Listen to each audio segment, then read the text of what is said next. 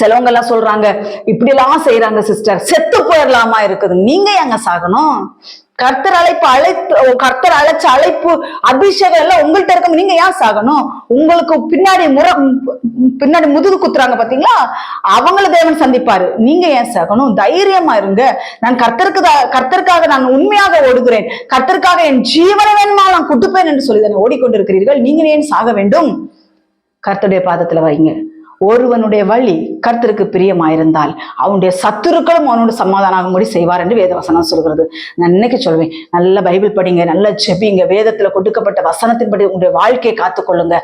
அப்போ உங்களுக்கு விரோதமா எழும்புகிற சத்துருக்கள் உங்களை பார்த்து, ஐயோ இவன் நம்ம எப்படி எல்லாமோ நினைச்சோமோ, எவ்வளவோ பழி சொற்கள், கர்த்தருடைய பிள்ளைகள் எங்களுடைய வாழ்க்கையில அநேக பழி சொற்கள் வந்தது. ஆனாலும் நம்மளுடைய தேவன் நம்மளை கைவிட மாட்டார் இல்லையா? நம்ம ஆராதிக்கிற தேவன் உயிருள்ள தேவன், பேசும் தெய்வத்தை எல்லாம் நம்ம ஆராதிக்கிறோம்.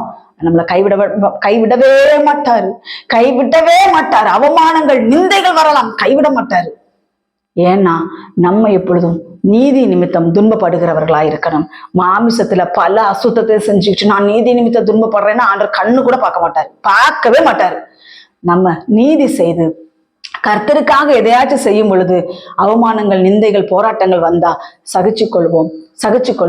நீதி நிமித்தம் துன்பப்படுகிறவர்கள் பாக்கியவான்கள்.